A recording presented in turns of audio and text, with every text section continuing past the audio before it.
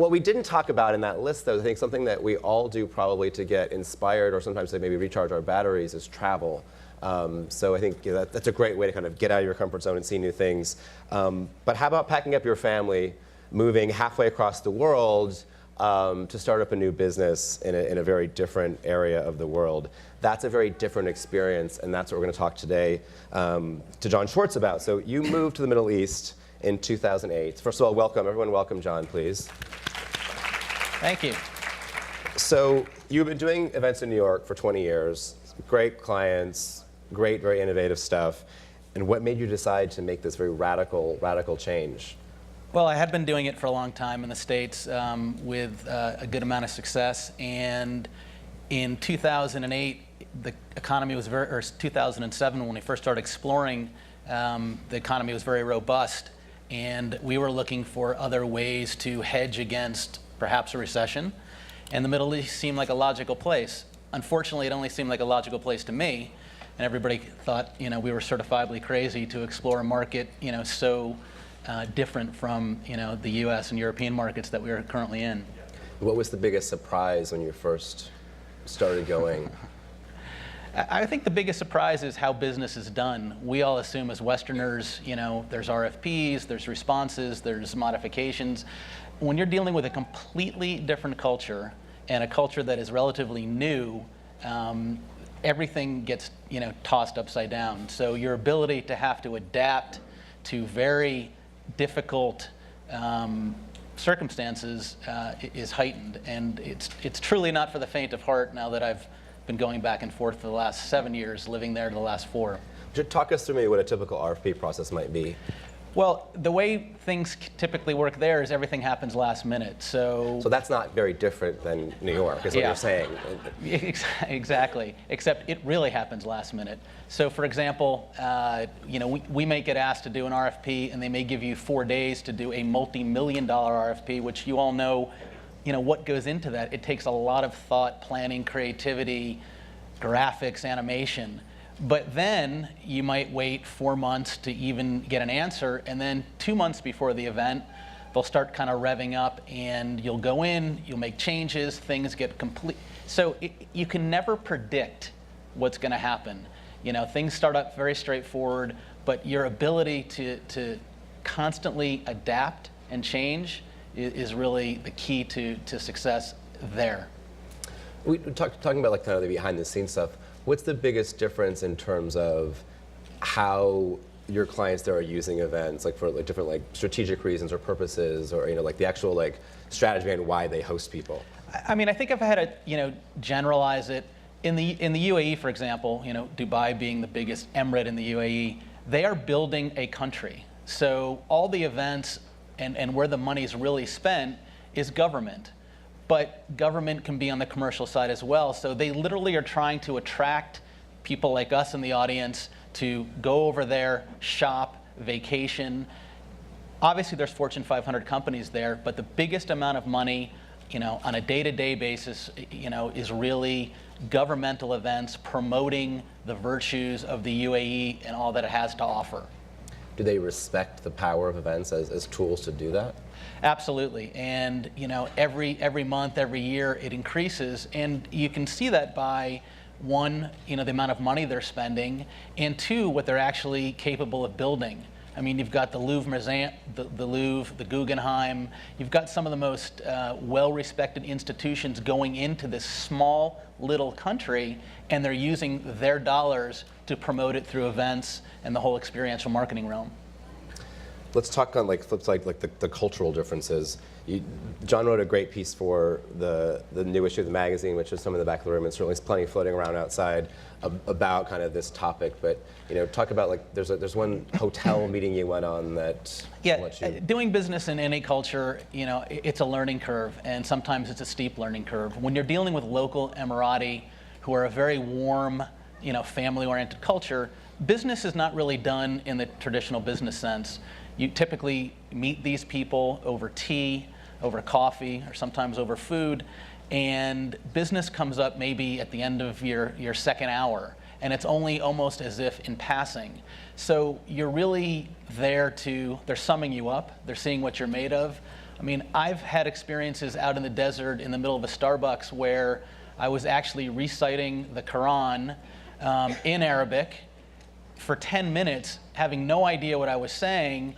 But this went on for a good part of an hour and a half, and at the end of that, they kind of shook my hand, we went to lunch, and we talked about business. So you've really got to be willing and open to trying new things. How much of that was testing you as an American, coming in, I think there's a lot of that. I mean, they really like Americans, and they really like Western creativity and sensibility, and clearly, when you look at the country, it's 90% expats. So it is a lot of Europeans and Americans, but it's definitely getting a feel for who you are, maybe what your beliefs are. Are you there for the long term? Because a lot of companies in the heyday of their spending came in, made gobs and gobs of money, left the country. And so we were, as a company, trying to overcome some of those past experiences. And I think over the last 4 years, we've done a relatively good job. You wrote in that column about eating goat's brains, in a hotel, just slopped, hand served. This is another example of a good test. I was asked to a 5-star hotel. We were supposed to meet for lunch. It was 3 o'clock. The restaurant was closed. They asked me to go up to their hotel suite. There was 5 gentlemen, actually from Qatar, in the dish dash in the white robes. We sat down. I sat between 2 very large gentlemen. We started talking a little bit. It's always about, how's your family? Are you good? Do you feel well? And I never met these people. And then they said, well, let's have some lunch. And I see on a big table this huge silver urn. I don't see any silverware. I don't see any napkins. Pull the urn off, and it's a fully dressed goat. Eyeballs, everything. Obviously surrounded with rice. They put my portion on my plate with their hands, of course, because that's traditional. I ate copious amounts of food. In fact, at one time they kind of, I think, joked that I was being a little bit insulting to them because I wasn't eating enough. So I had some more. They offered me the liver, which I guess is something they do for guests. And then at the very end they said, because you are an honored guest, we'd like you to have something very special, and it was the brain. And there's really not a lot you can do in that situation. You can't beg your vegetarian. You got to go for it because this is part of the test, really. But they are being very genuine. The guy took his big finger, took the head, scooped the brain onto my plate, which was rather buttery. I ate it, and an hour and a half later, I walked out with a new client. So, there's many, many, many stories. Someday, when I write When Camels Fly, you can read them all. But it's an adventure, truly an adventure. Did you ever think 2 things? Did you ever think, what did I get myself into? Especially when your families, you've moved. You're not just like doing a couple events. Like, you're really there. Yeah, the first event we did, I had moved over before my family. It had taken 5.5 months to actually put this proposal to bed. We had numerous meetings coming across, from this country to that country. We had feigned that we had offices there, which we didn't. We had feigned that we had bank accounts there, which we didn't. We had feigned that we had done actual work there, which we didn't. And we got this job. And it was huge. It was one of the most important jobs, the ZAYED Future Energy Prize, which I think we'll show you a little bit in a second. I sat there at a hotel after already putting a deposit on a rather large apartment with no money. First 1 week went by. Then a second week went by. And I remember Skyping my wife saying, I just literally ruined our lives. and that mental anguish, has come and gone over the last 4 years. It gets easier at times, but it's truly the most interesting of experiences I've ever had in my entire 25-year career. Let's look real fast at just some slides of some of the events that you worked on there. Tell us about this is the ZAYED Future Energy Prize. Sheikh Zayed founded the UAE. He was very conservation oriented. This event happens during the World Future Energy Summit when 25,000 dignitaries and presidents, descend upon Abu Dhabi. This is a perfect example. This is the one that took 5 months to finally get sign-off, another month to get paid, and then gave us 3.5 months from start to finish to shoot 8 mini documentaries in 8 different countries around the world, not to mention all the other collaborative things that went into it. It was a 1-hour award ceremony. It was a cocktail reception for 1,200 before the ceremony. There was a dinner for 1,000 people after, and then there was a post-event after that.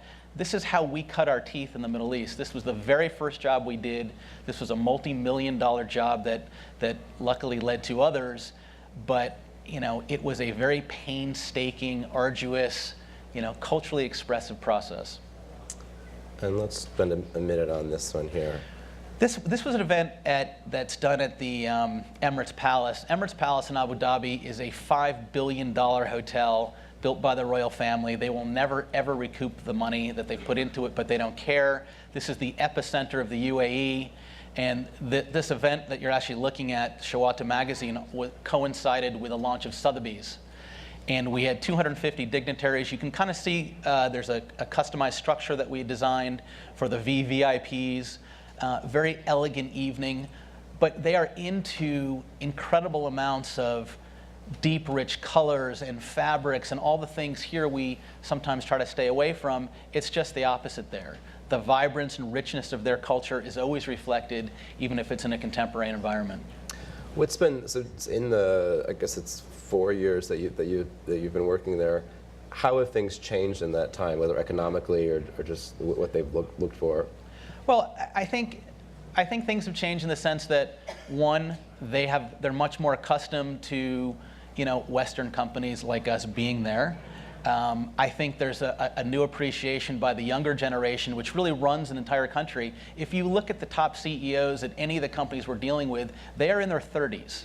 These are multi-billion-dollar corporations run by what we would consider here, very young people. So I think they are slowly embracing, the fact that we actually enhance their culture, their country, and we bring something that they can share with the rest of the world. One more question.